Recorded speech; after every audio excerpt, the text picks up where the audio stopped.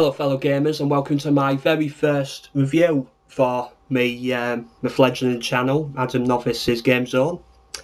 And as promised in my introductory video, my very first review is going to be 2K Spec Ops The Line. Now, just before I get immediately into the review, I want to say about how I'm going to score a game. Basically, I'm not going to have a score. Now, the reason for this is because so many gaming websites and magazines, constantly they always have a number or a letter, right, to rank a game.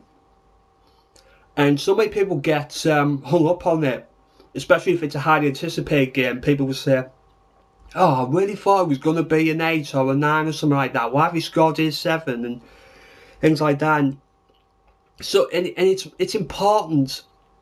Some people get too hung up on things like Metacritic and things like that, and I think it's important that you properly read a fair few articles and really get a sense or listen to people's opinions and get a real sense of what a game is like. You know, what is its good points, what's its bad points, and what appeals to you most, rather than just saying, that's got a 7, that's got an 8, that's got an 8.5, that's got an 8.7. It's the context rather than the score, So, like I said, no score. I'm just going to say whether if I recommend it to you or not, right? So, Spec Ops The Line, another military shooter. But unlike your usual suspects like Call of Duty, Battlefield, this is a third-person shooter. And it has a story that's worth mentioning. So, the story is you play Captain Walker, who's led a very small team of 3 to a now sand-strewn Dubai after a cataclysmic sandstorm has practically wiped out most of the city. And he's there to find a general who's gone rogue. Now, it's a pretty simple story, and I think it's loosely based on Heart into Darkness, which of course was what led to the Francis Ford Coppola making Apocalypse Now. Now, it's a very simple story, but at the midway point, I won't put any spoilers. I may do some videos in the future about spoilers and that. That'll be for another time. But there is a point, the midway point, I'll say, that involves mortars. At that, and you'll know when it comes. But at that point, the game takes on a different context, the story takes on a different context, and you start to question the character you're playing. I don't think I've played a character where you really feel that you're possibly playing the villain here. And this is not a spoiler, this is really questioning your character's motivations. The only game I think that does that better is The Last of Us, right? But that's a topic for another day.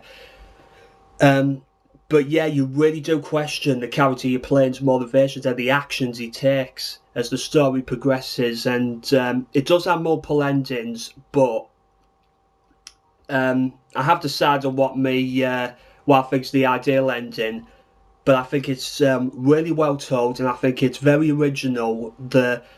When we're getting so many sort of saturated with first-person military shooters, it's nice to see, albeit a third-person one, willing to tell a story, to sort of, put across the ingloriousness of war, and in these times, especially with things in Syria and that, it's put a lot into context for a gamer, and I really applaud the developers for that.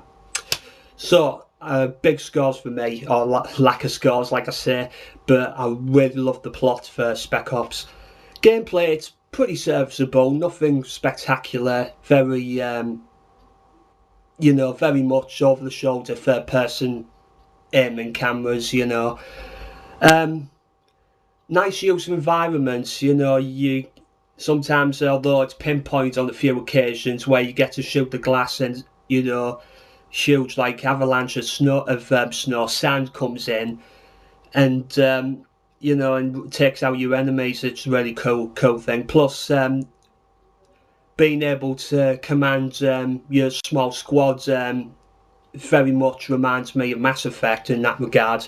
But you know, it's perfectly serviceable. There's nothing remotely wrong with it that I could say.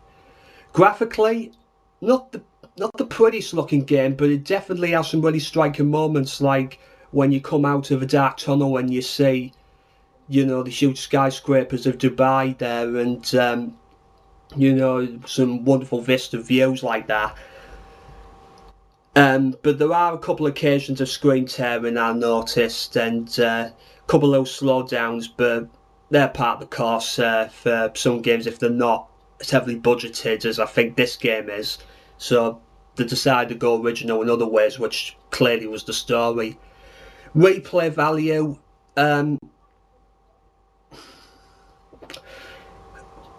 After I completed it, I jumped into the chapter select to just go to the last chapter just to see the other endings, but after that I didn't come away with thinking, God, I want to play that again.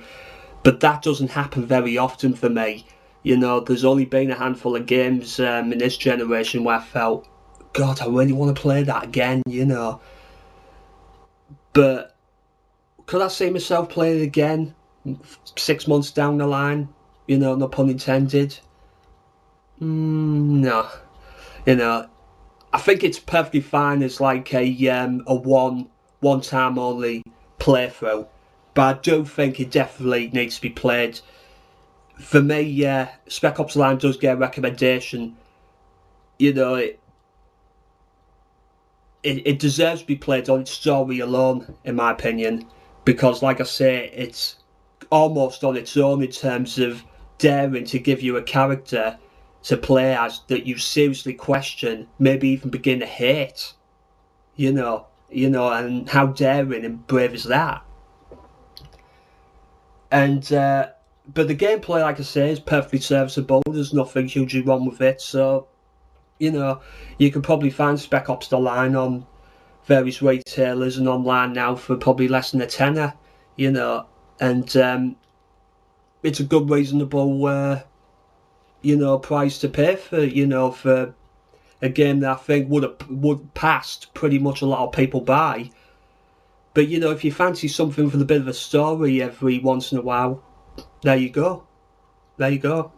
So yeah, definite props to the developers there for Spec Ops, which very much gets my recommendation.